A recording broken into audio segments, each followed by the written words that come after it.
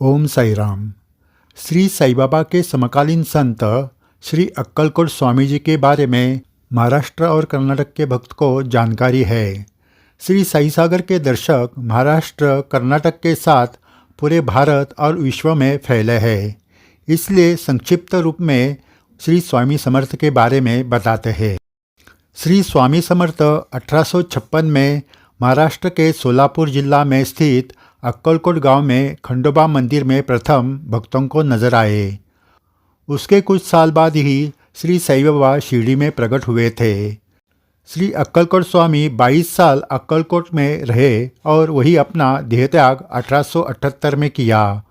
उनकी समाधि अक्कलकोट में है। उनकी विशेषता ये थी कि उनकी उम्र समाधि लेते वक्त 600 साल की थी।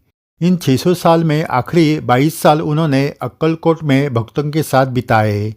वो दत्तावतारी थे और साधारण 1275 साल में प्रकट होकर भारत के विभिन्न जगह पर उन्होंने अपना अवतार कार्य किया। उनके बारे में अधिक जानकारी आपको गूगल पर मिल जाएगी। उनके बारे में आपको इस वीडियो में इसलिए बता रहे हैं कि अक्कलकोट स्वामी और श्री साई बाबा एक ही थे। इसके अनेकों अनुभव भक्तों को पहले भी आए थे और आज भी आते हैं। महत्वपूर्ण बात यह है कि अक्कलकोट स्वामी जी ने देह छोड़ते वक्त भक्तों को कहा था कि अब मैं इसके बाद शिरडी में ही आपको मिलूंगा। 1878 में स्वामी जी ने देहत्याग किया था, तब शिरडी में श्री साई बाबा सदैव थे। आज भी अनेकों भक्तों को ये दोनों विभूति एक ही है, इसकी अनुभूति आती है। ऐसा ही एक अनुभव आपको बताते हैं। मुंबई के दादर में रहने वाले शैला सरोदय जी ने 2003 में श्री साई सागर को उनका अनुभव लिखकर भेजा था। वो आपको बताते हैं। शैला जी के माता पिता साई भक्त थे। शैला जी का जन्म होने वाला था। उनकी माता गर्भावस्था में थी। तब उनके माता के मन में बार बार अक्कलकोट स्वामी जी के मंदिर में दर्शन जाने की इच्छा होने लगी। उनके घर के पास दादर में DL वैद्य रोड पर अक्कलकोट स्वामी का मंदिर है। वहाँ उनकी माता रोज दर्शन करने जाने लगी। गुरुवार के दिन आरती के लिए भी वो जाने लगी।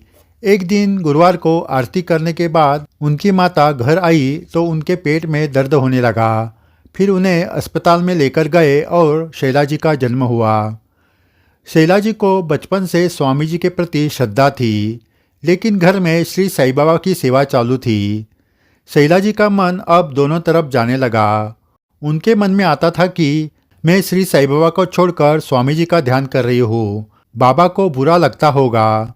लेकिन उनकी ये मन की अवस्था श्री साई ने जान ली और उन्हें सपने में दृष्टांत दिया। एक दिन शैला जी को सपने में दिखा कि वो अक्कलकोट स्वामी जी के मंदिर गई है।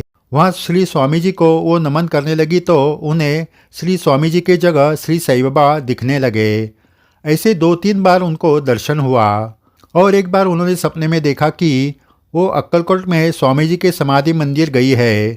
तब वहाँ भी स्वामी जी के जगह उन्हें श्री साई बाबा बैठे हुए नजर आए। शैला जी को तीसरी अनुभूति ऐसी आई कि उसके बाद उन्हें पूरा विश्वास हुआ कि अक्कलकोट स्वामी और श्री साई बाबा एक ही है। एक दिन शैला जी ने श्री स्वामी समर्थ की चरित्र पोथी पढ़कर पूरी की। इसके बाद उन्होंने अक्कलकोट समाधि मंदिर में अभिषेक करने के लिए पोस्ट से पैसे भेजे। पैसों के साथ एक खत भी लिखा कि ये पैसे किस कारण भेजे हैं। खत भेजते वक्त लिफाफे पर पोस्ट टिकट शैला जी ने गलती से उल्टा चिपकाया। वो खत वैसे ही गुरुवार के दिन अक्कलकोट पहुंच गया। उस दिन शैला जी को एक सपना आया कि वो सपने में अपने सहेलियों के साथ एक हॉल में बैठी है। उतने में एक आदमी वहां आया और उसने पूछा, यहाँ सरोदे नाम का कौन है? शैला जी ने कहा, मैं, और वो उनके पास चली गई। उस आदमी ने शैला जी को एक बड़े कमरे में लेकर गए।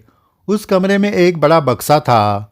उस आदमी ने शैला जी को उस बक्से के पास खड़ा कर दिया और पूछा, तू इतनी पढ़ी लिखी होकर भी पोस्ट का स्टैम्प सीधी तरह लगा नहीं सकती क्या?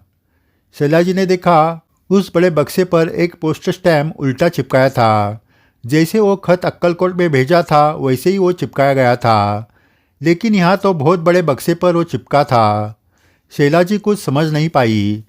तब उस आदमी ने वो बक्सा खोला और कहा, ठीक है, अब बाबा का दर्शन ले। शैला जी बक्से के पास गई और अंदर देखने लगी तो उनके रोंगटे खड़े हो गए, क्योंकि अंदर श्री साईं बाबा सोए थे और वो शैला जी को देखकर मुस्कुरा रहे थे। शैला जी ने हाथ जोड़कर बाबा का दर्शन लिया। वो हैरान थी कि उन्होंने अक्कलकोट भेजा हुआ खत शिरडी में कैसे पहुंचा और बाबा के समाधि के अंदर का दर्शन कैसे हुआ। सपना पूरा हुआ और शैला जी नींद से जाग गई। उसके बाद उनके मन से ये संदेह निकल गया कि अक्कलकोट के स्वामी और श्री साईं बाबा अलग है। शैला जी को आने वाले जीवन में श्री साईं बाबा के अनेकों अनुभव आए। साईं भक्तों, श्री साईं बाबा देहधारी थे तब अनेकों संत अवतारी विभूति विभिन्न जगह पर अपना कार्य कर रहे थे। अक्कलकोट स्वामी, गजानन महाराज, गोंदवलेकर महाराज, टेम्बे स्वामी, रामकृष्ण परमहंस, ऐसे बहुत सारे विभूति थे जो एक दूसरे से जुड़े हुए थे और आज भी है। इसलिए जब कभी साईं भक्त अन्य संत विभूति के मंदिर में दर्शन के लिए जाए तो उन संत विभूति के फोटो, मूर्ति या समाधि को नमन करते हुए वहाँ श्री साईं बाबा का ही स्मरण करें, जिससे उन संतों का आशीर्वाद आपको प्राप्त होगा। जय साईं राम। साईं बाबा के अनुभव आज भी भक्तों को आ रहे हैं। आगे भी ऐसे अद्भुत अनुभव आपको सुनाए जाएंगे। अगर आपने ये चैनल सब्सक्राइब नहीं किया तो ज़रूर कीजिए। वीडियो शेयर करके अपने बाबा की लीला सुनाएं। ये सही सेवा है। जय साईं राम।